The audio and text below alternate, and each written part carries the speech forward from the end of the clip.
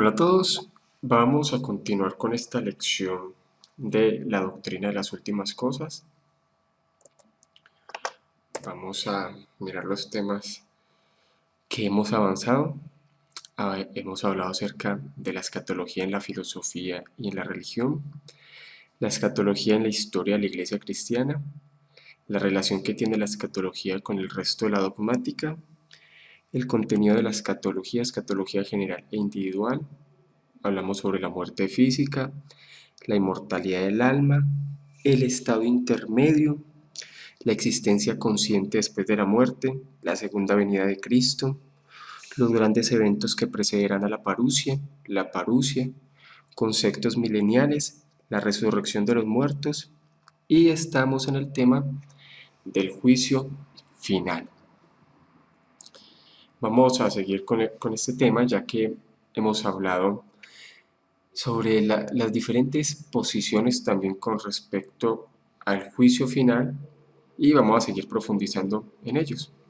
Acerca, así como en cada una de las doctrinas hemos visto las diferentes concepciones erróneas y apartadas de la escritura, también es necesario con respecto al juicio final tener ese entendimiento porque también se ha dado diferentes variaciones hasta el punto que muchos dicen que el juicio final no existe, sino que el juicio está constante en la humanidad y ven a la humanidad constante desarrollándose en su cultura hasta llegar a una sociedad ideal. Es como el pensamiento que muchos tienen en la actualidad. Entonces vamos a mirar algunos conceptos erróneos. El primero es aquellos que ven el juicio que será puramente metafórico, muy parecido a lo que yo les acabé de explicar. Según el de Schleiermacher y muchos otros eruditos alemanes, las descripciones bíblicas del juicio final deben entenderse como indicaciones simbólicas del hecho de que el mundo y la iglesia quedarán finalmente separados. Esta parte metafórica está muy fuerte también en muchas líneas de evangélica, hasta el punto que ven la ira de Dios también como algo metafórico y la ira de Dios y el juicio eterno de los malvados también lo ven como algo metafórico y por eso es que a ellos lo llevan casi a ver en el aniquilacionismo que hemos hablado bastante, en donde ellos perciben que los malvados van a ser aniquilados eternamente, pero no que van a vivir un juicio en cuerpo y alma, no lo ven de esa forma. Un juicio eterno. Esta explicación sirve para evaporar toda la idea de un juicio forense para la determinación pública del estado final del hombre. Es una explicación que seguramente no hace justicia a las fuertes afirmaciones de la Escritura respecto del juicio futuro considerado como una declaración formal, pública y final. Sabemos que nuestro Señor, a Él se le ha entregado el juicio, ya lo vamos a hablar también, a él se le ha entregado el juicio de la humanidad. Sabemos que hay un tribunal supremo divino y así como nosotros somos declarados justos por medio de Cristo, legalmente, somos declarados hijos de Dios legalmente, todos tenemos que comparecer ante ese tribunal y sabemos que los salvos serán justificados por medio de Cristo y serán declarados justos, mientras que a los réprobos también serán declarados culpables. Eso y será una declaración formal, pública y final. La Biblia es muy clara con eso y son bastante los versículos que hablan de esa declaración formal, pública y final. Otros dicen que el juicio solamente será exclusivamente inmanente.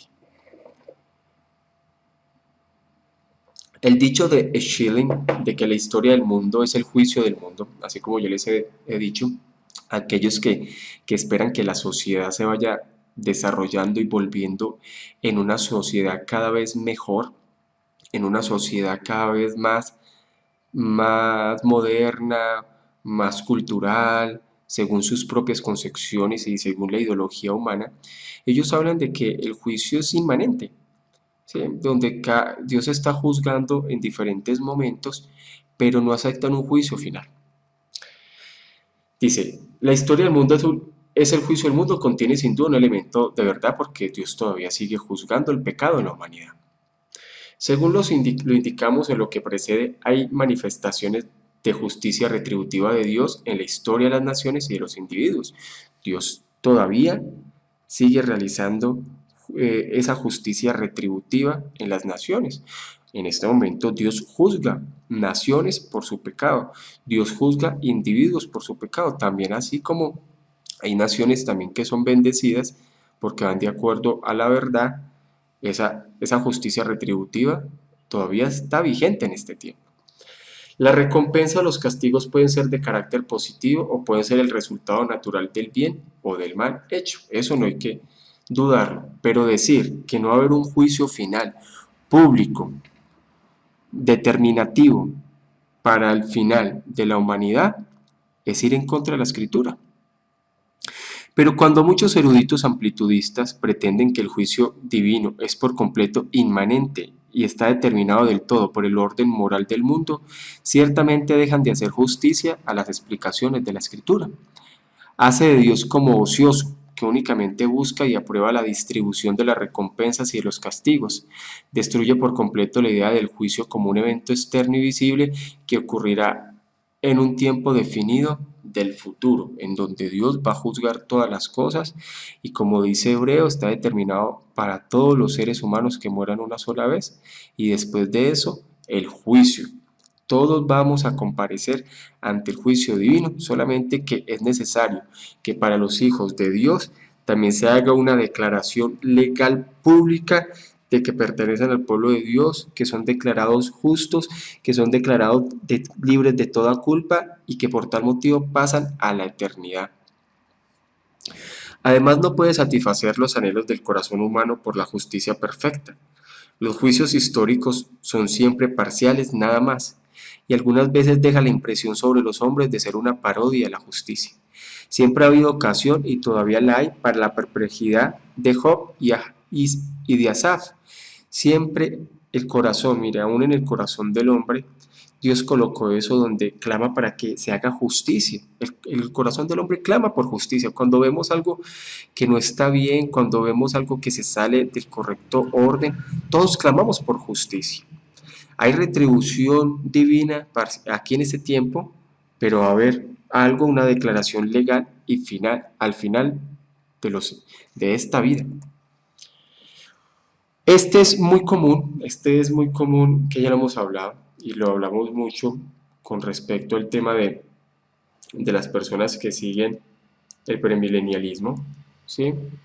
Que siguen el dispensacionalismo, es que dicen que el juicio no será un solo evento, lo volvemos a decir, ya lo hemos repetido mucho. Una de las grandes críticas que se le tiene al premilenialismo y al dispensacionalismo actual es esa forma de estar dividiendo muchos eventos que históricamente eran solamente uno. Dividen la segunda venida, dividen el juicio de Dios, dividen el evangelio, dividen el juicio final, dividen un montón de cosas, dividen la segunda venida de Cristo en un solo evento y lo dividen en varias secciones. Eso es lo que está pasando. Los actuales premilenaristas hablan de tres futuros y diferentes juicios. Distinguen un juicio de los santos resucitados y de los vivientes en la parusia o la segunda venida del Señor, los cuales seguirán para vindicar públicamente a los santos recompensados, a cada uno según sus obras y señalando sus respectivos lugares en el futuro reino milenial. Entonces, como sabemos que el premileniarista divide la segunda venida de Cristo una 7 años antes y la otra al final, ellos hablan de un juicio, ¿cierto?, donde los santos serán recompensados y vindicados en esa venida de Cristo 7 años antes, en esa división que ellos hacen. Después hace un juicio cuando esa segunda parte de la venida de Cristo al final es un juicio inmediatamente después de la gran tribulación, en la cual, según el concepto dominante, las naciones gentiles serán juzgadas como naciones de acuerdo con la actitud que hayan asumido para con el resto evangelizante de Israel, los hermanos pequeñitos del Señor, y escogen esa parábola de juicio de las naciones para hablar de que va a ser al final y que es un juicio completamente diferente en donde serán juzgadas las naciones, y entonces muchas de estas personas pasarán a lo que ellos determinan como el milenio. La entrada de estas naciones en el reino depende de los resultados del juicio. Este es el juicio que se menciona en Mateo 25, 31 al 46. Está separado del primer juicio por un periodo de 7 años. Entonces, este es otro juicio. Por ejemplo, vemos el de 7 años antes, es una declaración positiva para los hijos de Dios, porque como hablan de un rapto secreto, y este es otro al final de cuando Cristo venga, antes de pasar el milenio de las naciones, y después viene otro, o sea, son varios juicios, no se habla en un solo juicio como se ha entendido históricamente de justos e injustos, sino que dividen los juicios, así como dividen el pueblo de Dios, como dividen la segunda venida, bueno, como dividen un montón de cosas. Punto 3. Un juicio de los muertos impíos delante del gran trono blanco, descrito en Apocalipsis 20, 11, 15. Los muertos son juzgados de acuerdo con sus obras y esto determina el grado del castigo que recibirán. Este juicio será 1000 años después del anterior. Debe notarse, sin embargo, que la Biblia siempre habla del juicio venidero como de un solo evento. Entonces, después del milenio se va a tener otro juicio, que es el juicio del gran trono blanco, donde serán juzgadas las personas, pero será otro juicio completamente diferente. Así es como lo ven los premileniaristas. Los premilenaristas sienten la fuerza de este argumento porque replican que debe ser un día de 1000 años. Además, hay pasajes de la Biblia de los que se deduce con abundancia evidencia que los justos y los malvados aparecerán en juicio juntos para una separación final y todos debemos comparecer ante el tribunal divino, unos para recibir la declaración de justicia, declarados libres, declarados justos y otros para recibir la declaración de culpabilidad, declarado impíos y recibirán el castigo pertinente a ese juicio y la retribución pertinente a ese juicio. Además, debería notarse que el juicio de los impíos está representado como un concomitante de la parusia y también de la revelación, o sea, de la segunda venida de Cristo. Segunda de Tesalonicenses 1, 7 al 10. Por eso también hablamos que la segunda venida de Cristo a este mundo e inmediatamente el juicio final es un concomitante. No es que el juicio final esté separado por 1000 años, sino que viene nuestro Señor Jesús e inmediatamente pasamos al juicio final y ahí es donde se hace la declaración final. Segundo de Tesalonicenses 1, 7 al 10 dice: y a vosotros que sois atribulados, daros reposo con nosotros cuando se manifiesta el Señor Jesús desde el cielo con los ángeles de su poder, en llama de fuego, para dar retribución a los que no conocieron a Dios ni obedecen al Evangelio de nuestro Señor Jesucristo, los cuales sufrirán pena de eterna perdición, excluidos de la presencia del Señor y de la gloria de su poder, cuando vengan en aquel día para ser glorificados sus santos y ser admirados en todos los que creyeron, por cuanto nuestro testimonio ha sido creído entre vosotros. Entonces vemos que es un solo evento, nuestro Señor Jesús viene y una vez se le da la retribución a aquellos que no obedecieron el Evangelio. Y por último, debería recordarse que Dios no juzga a las naciones como naciones cuando de consecuencias eternas se trata, sino solo a los individuos, y que una separación final de los justos y de los impíos no puede ser posible sino hasta el fin del mundo. Entonces no se hace una división por naciones, que es como lo que a veces se pretende interpretar antes de ingresar a lo que determinan como el milenio, sino que sabemos que el juicio y el tema a la eternidad es individual. ¿Sí? En este momento sí vemos por causa del pecado de las diferentes personas en una nación que hay juicio para naciones, pero el caso de la eternidad es individual, no por naciones. Es difícil ver cómo cualquiera podría dar una interpretación consistente y tolerable a Mateo 25, 31 al 46, excepto sobre el supuesto de que el juicio a que se refiere es el universal que abarca a todos los hombres, y que estos son juzgados no como naciones sino como individuos. Hasta Mayer y Alford, que se cuentan como premileniaristas, consideran que esta es la única exposición sostenible, y Mateo 25 no es el punto determinante para entrar al milenio. Mateo 25 está hablando también del juicio final. Ese es el problema porque muchos tienen esa parábola del juicio de las naciones como si fuera un juicio antes de ingresar al milenio. No. Yo he escuchado a muchos predicadores dispensacionalistas utilizar esa parábola para colocarla antes de entrar al milenio. Eso no es así. Esa parábola realmente habla desde el juicio final. Otros consideran que el juicio final es innecesario. Hemos visto diferentes posiciones con respecto a esto que suavizan la Biblia, entonces lo ven como innecesario. Algunos consideran que el juicio final es del todo innecesario porque el destino de cada hombre está determinado al tiempo de su muerte. Si un hombre duerme en Jesús, ya está salvo, y si muere en sus pecados, ya está perdido. Esto es importante comprenderlo. Y es claro que ya hay algo que está determinado. Los que mueren en Cristo, ya hay una salvación en Cristo. Los que mueren sin Cristo, ya hay algo que se sabe que van directamente a la condenación eterna, pero se debe esperar la declaración oficial y pública de nuestro Señor Jesús ante el Tribunal Supremo Divino. Se debe esperar ese dictamen público y definitivo. Eso es lo que es el juicio final.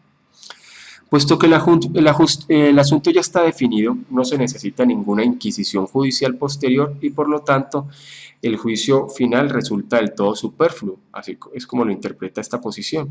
Pero la certidumbre del juicio futuro no depende del concepto de su necesidad, porque igual debe haber un dictamen final, así como lo he venido explicando. Dios nos enseña con claridad en su palabra que habrá un juicio final, y esto define el problema para todos los que reconocen a la Biblia como la regla definitiva de la fe.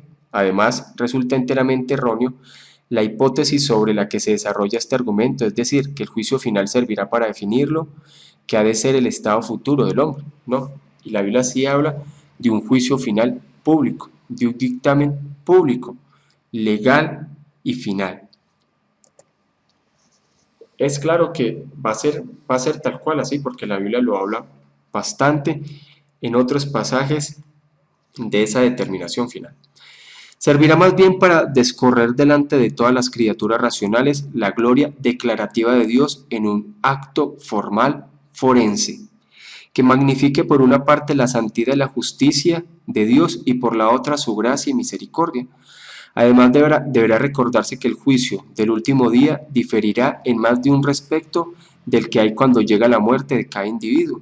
Todos morimos y sabemos que el creyente va directamente a Dios, el que muere en Cristo, y el no creyente va directamente al infierno. Sin embargo, se debe esperar ese dictamen final formal forense. No será secreto, sino público. No corresponderá al alma nada más, sino también al cuerpo.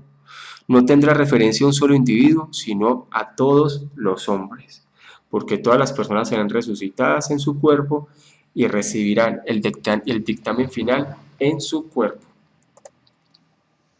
Listo, ya vimos las diferentes posiciones erróneas, ¿cierto? Que tienen como su análisis histórico. Ahora vamos a estudiar un poco sobre quién va a ser el juez. Pareciera que hay veces cuando uno escucha a las personas como que hay duda de quién será el juez y quiénes serán las personas que van a asistir a este juicio final, que solamente será un solo juicio final. Como es natural, el juicio final, como todas las óperas ad extras de Dios, es la obra del Dios Trino, pero la Biblia lo atribuye en particular a Cristo. Cristo en su capacidad medianera será el juez futuro, porque es el mediador entre Dios y los hombres. Es aquella persona que vino a salvar, aquel que vino a representar a su pueblo, que vino a morir y a llamar a la comunión con Dios. A aquel se le ha dado la autoridad como Dios hombre, ¿sí?, de tener el juicio sobre todos los seres humanos, porque Él venció. Es el único perfecto, vivió perfectamente en esta vida. Mateo 25, 31 al 32, que fue el pasaje que estuvimos hablando hace poco, que es como el pasaje que utilizan los premileniaristas para hablar antes del inicio del milenio, pero lo vamos a utilizar también para hablar acerca del juicio final, porque realmente hablas de eso, del juicio final. Vamos a leer algunos pasajes. Mateo 25, 31 al 32 dice: Cuando el Hijo del Hombre venga en su gloria, y todos los santos ángeles con él, entonces se sentará en su trono de gloria, y serán reunidas delante de él todas las naciones, y apartará los unos de los otros, como aparta el pastor las ovejas de los cabritos. Entonces aparece, y él mismo, y nuestro Señor Jesús mismo declaraba que es el Hijo del Hombre al que se le ha dado el juicio de toda la humanidad. Hechos 10:42 dice: y nos mandó que predicásemos al pueblo y testificásemos que Él es el que Dios ha puesto por juez de vivos y muertos. Este versículo es muy claro.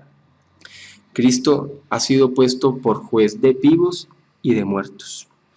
Filipenses 2:10, para que en el nombre de Jesús se doble toda rodilla, de los que están en los cielos y en la tierra y debajo de la tierra. O sea, Él es el juez supremo y el que va a determinar el final de todos los seres humanos justamente, un juicio justo, público y determinante. Dejan abundante evidencia de que el honor de juzgar a los vivos y a los muertos fue conferido a Cristo como mediador, en recompensa de su obra expiatoria y como parte de su exaltación. Esto puede considerarse como uno de los honores supremos de su realeza, así como en la antigüedad. Siempre he dado esa descripción. Hoy en día vemos división de poder en los gobiernos, ¿cierto? Ahí está la rama judicial, ¿sí? Están las otras ramas de poder dentro de los gobiernos, pero antiguamente todo el poder recaía sobre el rey. Y el rey era el que tenía poder absoluto, y también el rey era el que juzgaba las situaciones fuertes de la nación. Por eso vemos y conocemos historia acerca de los juicios justos y sabios de Salomón. Habían otras personas que trabajaban para el reino que se ocupaban de temas legales menores, pero los temas de relevancia que fueran complicados eran directamente oficiados por el rey, y él tomaba la decisión final a analizar los diferentes casos. Nuestro Señor Jesús es el rey de su pueblo, pero también el juez de toda la humanidad. En su capacidad como juez, también Cristo está salvando a su pueblo hasta lo último. Completa la redención de ellos, los justifica públicamente y quita de ellos las consecuencias últimas del pecado. Vamos a volver a leer Mateo 25:31. Cuando el Hijo del Hombre venga en su gloria y todos los santos ángeles con él, entonces se sentará en su trono de gloria. Puede inferirse que los ángeles ayudarán en este gran trabajo. Evidentemente los santos en algún sentido se sentarán y juzgarán juntamente con Cristo. Miremos otro Apocalipsis 20, que lo utilizan los premileniaristas para el tercer juicio al final del milenio. No, es el mismo juicio final. Entonces aquí estamos colocando los diferentes versículos que los premileniaristas utilizan para juicios diferentes. Para ellos Mateo 25 es un juicio antes del milenio y Mateo 20 es un juicio al final del milenio. No, es el mismo juicio, el único juicio final. Y vi tronos y se sentaron sobre ellos los que recibieron facultad de juzgar, y vi las almas de los decapitados por causa del testimonio de Jesús y por la palabra de Dios, los que no habían adorado a la bestia ni su imagen y que no recibieron la marca en su frente ni en sus manos, y vivieron y reinaron con Cristo 1000 años. Vamos a hacer esta parte del estudio de los 1000 años más profundo. Ya hemos hablado un poco sobre eso, pero en lecciones posteriores vamos a profundizar un poco más sobre ello. Es difícil decir con precisión lo que esto envuelve. Ha sido interpretado en el sentido de que los santos condenarán al mundo por medio de su fe, de la misma manera que los ninivitas condenaron a las ciudades incrédulas de los días de Jesús, o que únicamente concurrían con Cristo al juicio. Es una gran pregunta que se hace, porque se pregunta es que los creyentes, el pueblo de Dios, va a tener un acto relevante en el juicio final. ¿De qué forma va a ser ese acto relevante? ¿Va a ser que lo van a condenar por medio de su fe?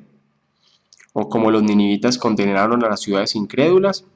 ¿O solamente concurriremos con Cristo al juicio, y como somos parte del pueblo de Cristo, igualmente los incrédulos recibirán su condenación eterna?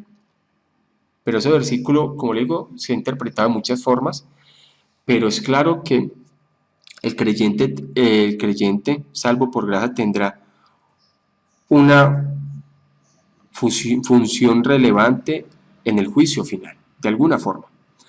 1 Corintios 6, versículo 2 al 3, ¿o no sabéis que los santos han de juzgar al mundo? Y si el mundo ha de ser juzgado por vosotros, ¿sois dignos de juzgar cosas muy pequeñas? ¿O no sabéis que hemos de juzgar a los ángeles? ¿Cuánto más las cosas de esta vida? Son preguntas que hacía Pablo a los corintios. Es claro que vamos a tener el juicio también juntamente con Cristo, de alguna forma relevante y concluyente. Parece requerir algo más que esto, porque ninguna de las dos interpretaciones sugeridas probaría que los corintios eran capaces de juzgar los asuntos que surgían en la iglesia.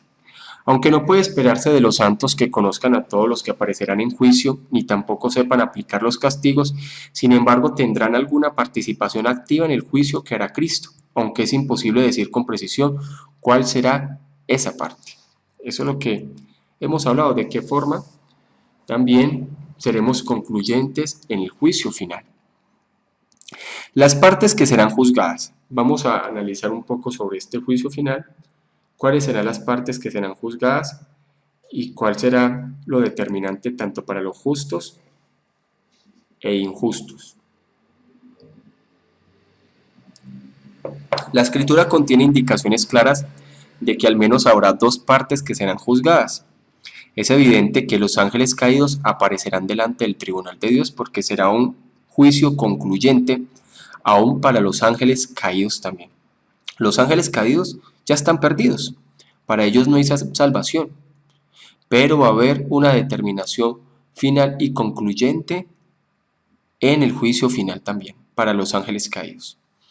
Segunda de Pedro capítulo 2 versículo 4 dice: porque si Dios no perdonó a los ángeles que pecaron, sino que arrojándolos al infierno los entregó a prisiones de oscuridad para ser reservados al juicio.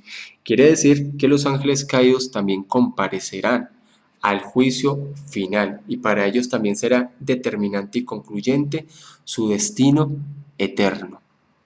Judas 6 dice: y a los ángeles que no guardaron su dignidad, sino que abandonaron su propia morada, los ha guardado bajo oscuridad en prisiones eternas para el juicio del gran día.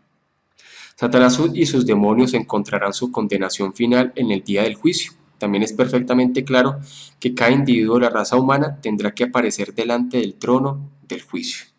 Y también Satanás recibirá su sentencia final pública delante del trono divino. Eclesiastés 12:14 dice: porque Dios traerá toda obra a juicio, juntamente con toda cosa encubierta, sea buena o sea mala. Todos serán juzgados según sus obras. Y sabemos para el creyente, como el creyente también va a comparecer ante este tribunal divino, el creyente va a ser declarado justo por medio de Cristo, porque fue regenerado en esta vida y porque vivió para obedecer y agradar a Dios, por gracia, porque Dios obró por gracia en él y perseveró en él. Romanos 14:10 dice: pero tú, ¿por qué juzgas a tu hermano? O tú también, ¿por qué menosprecias a tu hermano? Porque todos compareceremos ante el tribunal de Cristo. Hay personas que dicen: no, es que solamente van a comparecer ante el tribunal de Cristo los impíos. No, Señor, vamos a comparecer todos. Todos vamos a estar ante el tribunal divino esperando la sentencia formal, legal, pública de nuestro final eterno.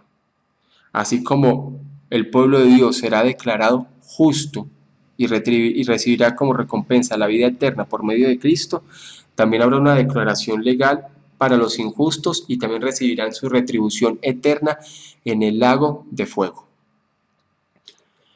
Estos pasajes ciertamente no dejan lugar para el concepto de los pelagianos ni de los que van en pos de ellos, de que el juicio final estará limitado a aquellos que han gozado de los privilegios del Evangelio. Juan 5:24 dice: de cierto os digo, el que oye mi palabra y cree el que me envió, tiene vida eterna, y no vendrá a condenación, mas ha pasado de muerte a vida. No obstante, a veces se objeta que los pecados de los creyentes que ya están perdonados ciertamente no se harán públicos en este tiempo, pero la Escritura no conduce a esperar que sí serán publicados, aunque de consiguiente serán revelados como pecados perdonados. Ya no hay condenación para el que está en Cristo Jesús. No obstante, serán revelados como pecados perdonados. Mateo 12:36. Mas yo os digo que toda palabra ociosa que hablen los hombres, de ella darán cuenta en el día del juicio. Por eso también nosotros tenemos que pensar en el juicio final. Y nosotros también sabemos que vamos a comparecer, sabemos que para el creyente ya no hay condenación, sin embargo, también vamos a recibir esa parte de esa parte de declaración legal, y nosotros también vamos a ser analizados conforme a nuestra vida cristiana también, pero no para condenación, sino también con el propósito de mirar que nuestros pecados fueron perdonados y para pasar directamente a la eternidad. Romanos 2:16 dice: en el día en que Dios juzgará por Jesucristo los secretos de los hombres conforme a mi evangelio. Y no hay indicación alguna de que esto se limite a los impíos. No quiere decir que solamente los impíos van a reconocer los pecados que hicieron en esta vida. También los justos vamos a reconocer los pecados que hicimos en esta vida, pero serán pecados perdonados. Pero es en ese día donde se juzgarán los secretos de todos los hombres. Mateo 13:30. Deja crecer juntamente lo uno y lo otro hasta la siega. Y al tiempo de la siega yo diré a los segadores: recoged primero la cizaña y atadla en manojos para quemarla, pero recoged el trigo en mi granero. Que los justos aparecerán delante del trono de juicio de Cristo. Es más difícil determinar si los ángeles buenos estarán sujetos al juicio final en algún sentido de la palabra. El Dr. Babic se inclina a inferir de 1 Corintios 6:3 que sí lo serán, pero este pasaje no prueba el punto.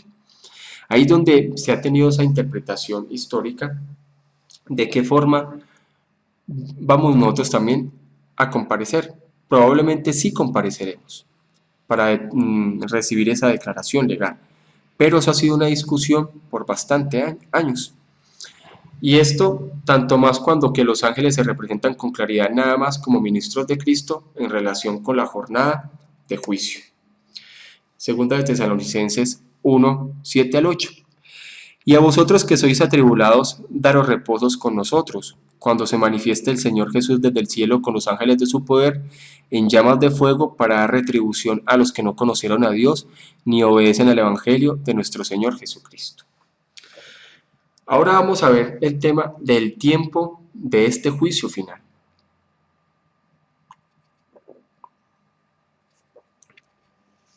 Aunque el tiempo del juicio futuro no puede determinarse en absoluto, puede fijarse relativamente, es decir, en relación con otros eventos escatológicos. Será con toda claridad al final del mundo actual. El juicio es al final de este mundo actual, porque se pasará juicio sobre la vida completa de cada individuo. Además, será uno de los concomitantes de la venida de Jesucristo. ¿En qué momento será el tiempo del juicio final? Concomitante después de la segunda venida del Cristo. Así es como se ha entendido históricamente. No va a haber una separación por un resto de tiempo, no, sino que inmediatamente nuestro Señor Jesús viene, concomitante o seguidamente es el juicio final de toda la humanidad, y toda la humanidad va a ser resucitada, desde Adán hasta la última persona que naciera en este mundo. Y seguirá inmediatamente después de la resurrección de los muertos. Entonces, después de la resurrección de todos los muertos será el juicio final. Juan capítulo 5, versículo 28-29. No os maravilléis de esto, porque vendrá hora cuando todos los que están en los sepulcros oirán su voz. Y los que hicieron lo bueno saldrán a resurrección de vida, mas los que hicieron los malos a resurrección de condenación. Esto es un versículo muy claro, es que será una resurrección, una sola resurrección, no varias resurrecciones, también como lo dicen los premileniaristas, divididas por tiempo, no, una sola resurrección para justos e injustos de toda la humanidad, de toda la historia de la humanidad. El problema de si precederá inmediatamente o coincidirá con o seguirá inmediatamente a los cielos y a la tierra nueva no puede situarse conclusivamente sobre la base escritural. Apocalipsis 20:11 parecería indicar que la transformación del universo tendrá lugar cuando el juicio comience. Segunda de Pedro 3:7 dice que los dos sincronizarán, y Apocalipsis 21:1, que la renovación de los cielos y la tierra seguirá al juicio. Entonces, aquí es donde está la interpretación, el juicio será en un lugar cuando ya se tiene cielos nuevos o tierra nueva, será algo sincronizado, o el juicio será antes y apenas termine el juicio, después será la parte de la renovación de los cielos nuevos y la tierra nueva. Es como puntos cruciales que se deben analizar, pero están ahí. Pero es claro que el juicio es después de la resurrección de los muertos y concomitante con la segunda venida de nuestro Señor Jesús. Apocalipsis 21:1 dice: vi cielo nuevo y una tierra nueva, porque el primer cielo y la primera tierra pasaron y el mar ya no existía más. Podemos hablar de ello nada más en un sentido general como concomitantes. Es igualmente imposible determinar la duración exacta del juicio, no sabemos, porque es el juicio de toda la humanidad desde el inicio hasta el final. Sin embargo, por otra parte, la interpretación de algunos de los premileniaristas de que se trata de una designación de todo un periodo milenario completo no puede considerarse como plausible. Cuando la palabra día se usa para denotar un periodo, se trata de uno, que como un todo queda definido mediante algunas características especiales, hablando de la forma como el premileniarista interpreta Apocalipsis 20. Y es como utiliza ese capítulo para decir, no, después sigue un milenio. Y ciertamente no puede decirse que el periodo mileniario de los premileniaristas, aunque comience y termine con juicio, sea por completo un periodo de juicio, es más bien un periodo de gozo, de justicia y de paz. La característica sobresaliente de él no es ciertamente el juicio. Listo. Entonces estamos mirando en qué tiempo sería este juicio, qué les seguiría a qué. Y ahí es donde, después de mirar diferentes aspectos, después de estudiar bastante este tema de cómo se ha visto históricamente, cómo dice la Biblia, podemos tener una comprensión clara de varios aspectos. La medida del juicio. Evidentemente la medida mediante la cual los santos y los pecadores serán juzgados será la voluntad revelada de Dios. Esta no será la misma para todos, algunos han sido más privilegiados que otros y esto naturalmente aumenta su responsabilidad. ¿Será sobre qué? Una persona que estuvo en esta vida y conoció más acerca de la Escritura, obviamente recibirá una condenación y un juicio más grave, porque murió con conocimiento. Hay muchas personas que murieron sin conocimiento. Pero ahí ya no habrá secretos. Todos los secretos del corazón del hombre saldrán a luz. La propia conciencia del ser humano será su propio juez. Romanos 2 será su propio juez, obviamente recibirá su declaración legal de nuestro Señor Jesús. Pero nuestra propia conciencia nos juzga de nuestros pecados también ocultos. Romanos 2, 12 y 16. Porque todos los que sin ley han pecado, sin ley también perecerán. Por eso una persona que murió con conocimiento recibirá mayor castigo que aquel que murió sin conocimiento. Y todos los que bajo la ley han pecado por ley serán juzgados, porque no son los oidores de la ley los justos ante Dios, sino los hacedores de la ley serán justificados. Por cuanto los gentiles que no tienen ley hacen por naturaleza lo que es de la ley, estos, aunque no tengan ley, son ley para sí mismos, mostrando la obra de la ley escrita en sus corazones, dando testimonio su conciencia y acusándolos o defendiéndolos sus razonamientos. En el día en el que Dios juzgará por Jesucristo los secretos del hombre conforme a mi evangelio. Los secretos del hombre. Ya no habrán secreto. Hay personas que se pueden presentar ante un tribunal humano y como los seres humanos no vemos más allá de lo externo, a través de diferentes investigaciones pueden acercarse a la verdad. Pero hay muchos secretos que quedan ocultos y por los cuales no son juzgados por los tribunales humanos. Hay muchos delincuentes que son juzgados por parte de sus pecados y por otra parte quedan en oculto, pero en el juicio final no habrá nada oculto. Serán juzgados todos los secretos de los hombres. Esto no quiere decir que habrá condiciones diferentes de salvación para clases diferentes de pueblo. Para todos aquellos que aparezcan en juicio, la entrada al cielo o la exclusión de él dependerá de que estén vestidos con la justicia de Jesucristo. Pero habrá diferentes grados de bendición en el cielo, como de castigos en el infierno, y estos grados serán determinados por lo que se hizo en la carne. Esto es claro. Habrá diferentes grados de bendición en el cielo, por eso se habla de las coronas. Porque hay personas que vivieron para el Evangelio en esta vida, mientras que otros fueron creyentes, asistieron y todo eso. Por eso hay diferentes tipos de corona. Pero todo esto es por gracia, no es porque el hombre sea muy capaz, no, pero es por gracia. Porque, como decía Pablo, que él había logrado mucho más que muchas personas, y era por gracia lo que él había llegado a hacer.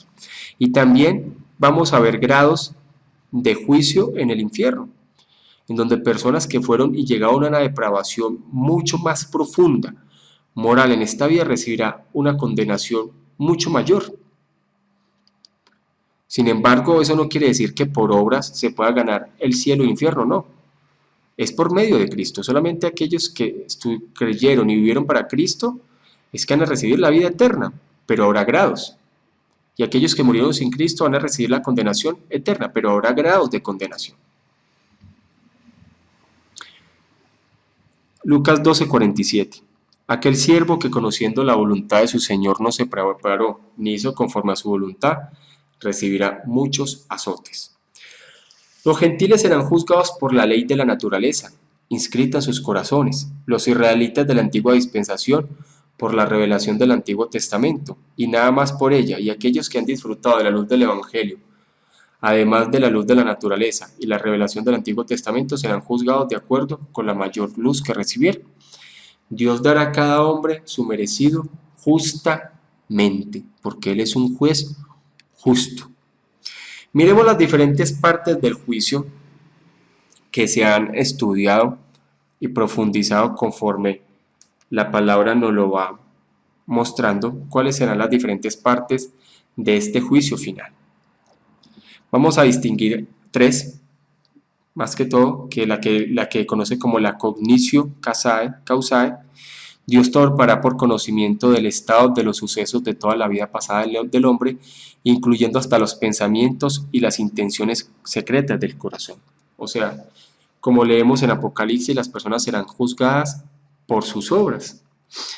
Y por todo, y no solamente por lo que hizo, sino también por lo que pensó y aún por las intenciones de su corazón. El hombre será juzgado. Esto está explicado simbólicamente en la Biblia como la apertura de los libros. Eso cuando se dice en Apocalipsis que los libros fueron abiertos, y también en otros pasajes del Antiguo Testamento está hablando de todo aquello por lo que el hombre será condenado, tanto por sus obras, los pensamientos y las intenciones secretas. No solamente por las obras, sino por todo lo que el hombre es e hizo en su totalidad en esta vida humana. Daniel 7:10 dice, un río de fuego procedía y salía delante de ella, millares de millares le servía y millones de millones asistían delante de él. El juez se sentó y los libros fueron abiertos. Los píos los píos, las personas justificadas en Cristo de los días de Malaquías, hablaron de un libro de memorias escrito delante de Dios. Malaquías 3:16 dice, en todos los que temían a Jehová hablaron cada uno a su compañero, y Jehová escuchó y oyó. Y fue escrito el libro de memoria delante de él para que los que temen a Jehová y para los que piensan en su nombre. Todo está registrado en esta vida, nada se pasa. Así hayan pasado millones y millones de años de historia de la humanidad, todo está registrado y nada se escapa. Se trata de una descripción figurada que se añade para completar la idea del juicio. Generalmente un juez tiene el libro de la ley y el informe de aquellos que se presentan delante de él. Es bueno tener esa ilustración de un juez humano que tiene la Constitución siempre a la mano, tiene también las leyes determinantes a la mano y también el informe del caso de esa persona a la mano. Y puede ser un informe de varios folios, de varios documentos. Con toda probabilidad, la figura en este caso se refiere simplemente a la omnisciencia de Dios. O sea, Dios conoce todo, todo.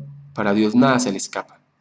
Algunos hablan del libro de la palabra de Dios como libro del estatuto y del libro de memorias como libro de la predestinación, el informe privado de Dios, pero es muy dudoso que podamos particularizar de esta manera.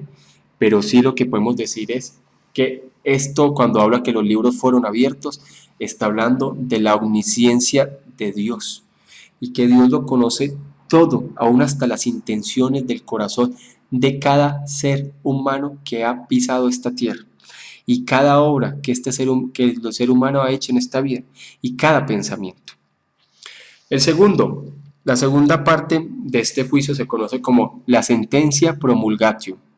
Habrá una promulgación de la sentencia. El día del juicio es el día de la ira y de la revelación del justo juicio de Dios. Así como un juez humano se espera su declaración y su sentencia final, también todos los hombres vamos a esperar la declaración y la sentencia final del juez supremo. Así como un juez humano, al final de haber analizado las diferentes pruebas, evidencias, declaraciones, estudio, todo, puede pasar hasta tiempo, después llega al final y se hace la sentencia final ajustada al derecho bajo la ley y se declara culpable o inocente esa persona. Esta es la promulgación final. Dios va a declarar justo o culpable. Habrá una promulgación de la sentencia. Romanos 2:5 dice, pero por tu dureza y por tu corazón no arrepentido atesoras para ti mismo ira para el día de la ira y de la revelación del justo juicio de Dios. Todo tiene que ser revelado delante del tribunal del juez supremo y se tendrá una promulgación final de cada individuo. Segunda de Corintios 5:10, porque es necesario que todos nosotros comparezcamos ante el tribunal de Cristo, para que cada uno reciba según lo que haya hecho mientras está en el cuerpo, sea bueno o sea malo. El sentido de justicia lo demanda. La sentencia pronunciada sobre cada persona no será secreta, será pública.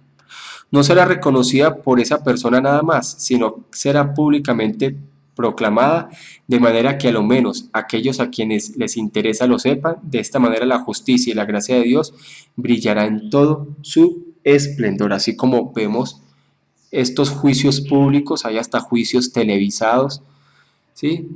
También va a pasar, el juicio va a ser público y se va a recibir esa declaración legal. Y la otra es el punto 3, lo que conoce como la sentencia ejecutio.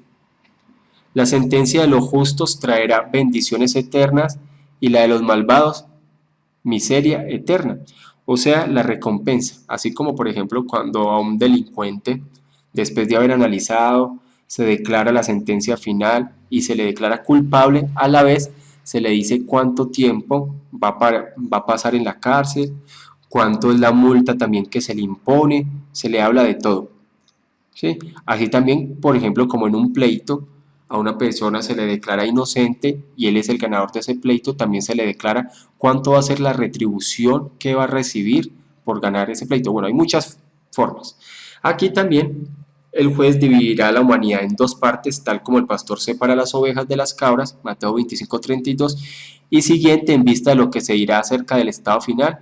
En el capítulo siguiente nada tenemos ya que añadir a esto, y es porque se les dará la recompensa, mientras que a los justos se les dará la vida eterna, a los pecadores se les dará la condenación eterna.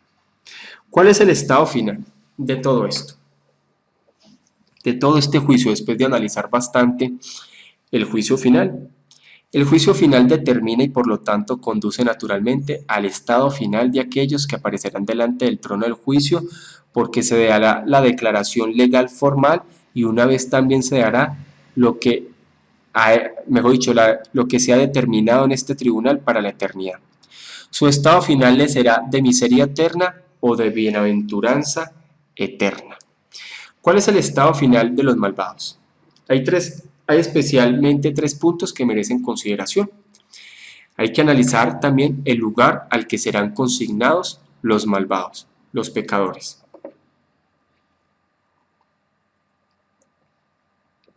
Evidentemente hay en la teología actual una tendencia entre algunos círculos a desterrar la idea del castigo eterno, ya lo hemos estudiado, por ejemplo los aniquilacionistas, los que hablan del alma durmiente, que desestiman el sufrimiento eterno en alma y cuerpo para los pecadores y más bien lo ven como una aniquilación de su existencia. Eso no tiene sustento bíblico, pero hay muchos que lo ven así.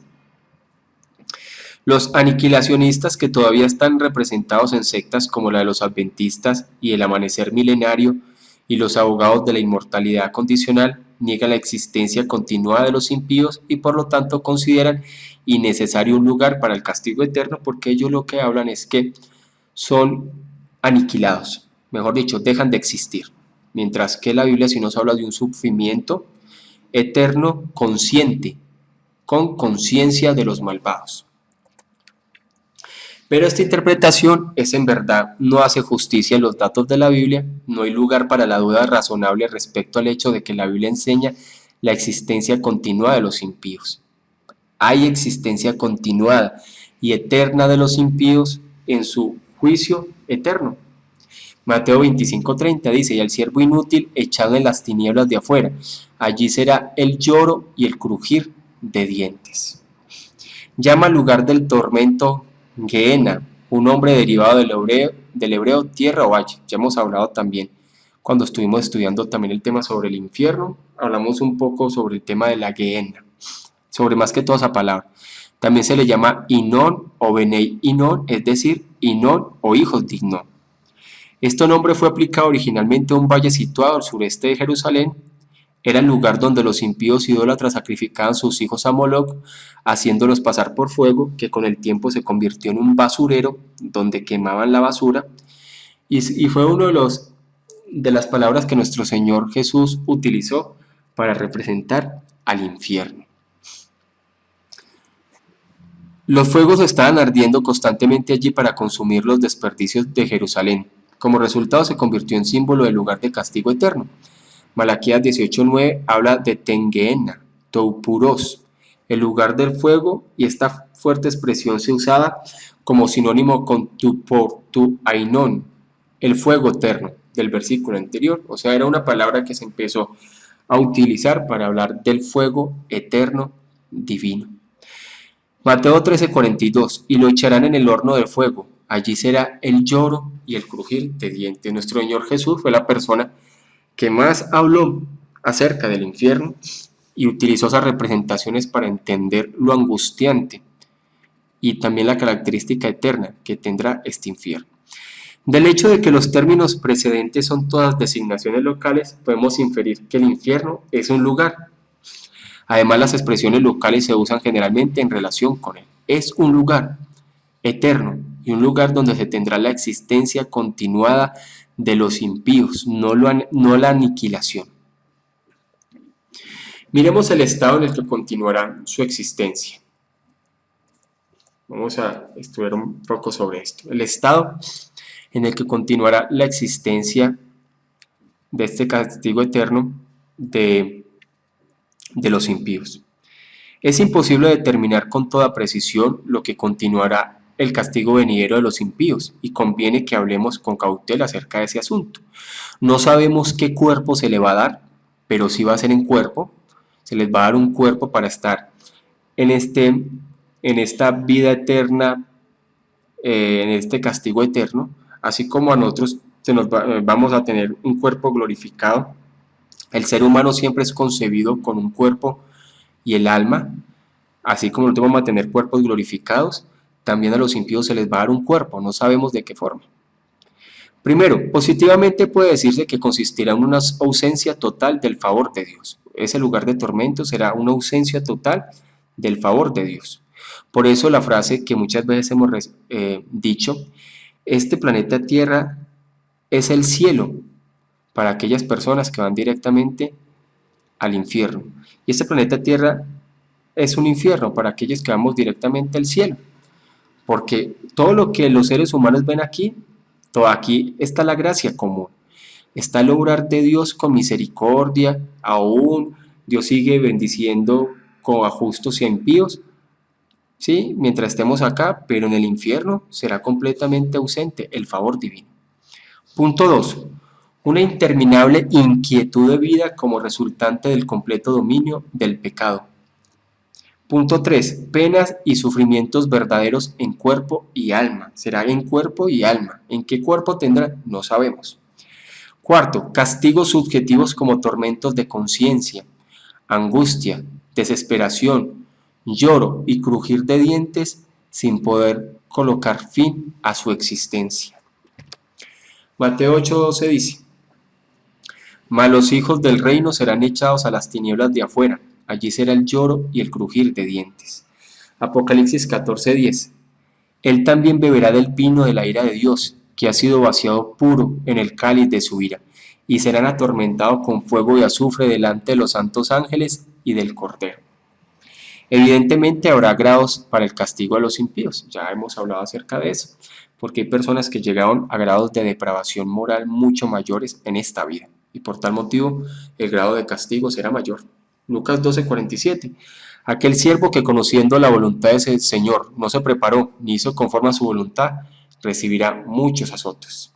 Su castigo será conmensurable con sus pecados en contra de la luz que recibieron, pero habrá, a pesar de todo, castigo eterno para ellos. Muchos recibieron mayor luz y por tal motivo serán castigados conforme a la mayor luz que recibieron. Mateo 18:8 dice: por tanto, si tu mano o tu pie te es ocasión de caer, córtatelo y échalo de ti. Mejor te es entrar en la vida cojo o manco, que teniendo 2 manos o 2 pies ser echado en el fuego eterno. Miremos las imágenes que nuestro Señor Jesús utilizó con respecto al infierno. Imágenes de fuego, de dolor, de sufrimiento y angustia interminable. Algunos niegan que haya un fuego literal, debido a que esto no pudiera afectar a espíritus como a Satanás y a sus demonios. Pero ¿cómo podemos saber esto? Nuestros cuerpos ciertamente operan sobre nuestras almas en una forma bastante misteriosa. ¿Habrá algún castigo positivo correspondiente a nuestros cuerpos? Sin duda es verdad, a pesar de todo, que una gran parte del lenguaje concerniente al cielo y al infierno debe entenderse de forma figurada porque, por ejemplo, las imágenes que nuestro Señor Jesús escribió o dijo también nos da a entender esto, pero hay un fuego que nunca se apaga. Y sabemos que también los ángeles sufrirán esta parte.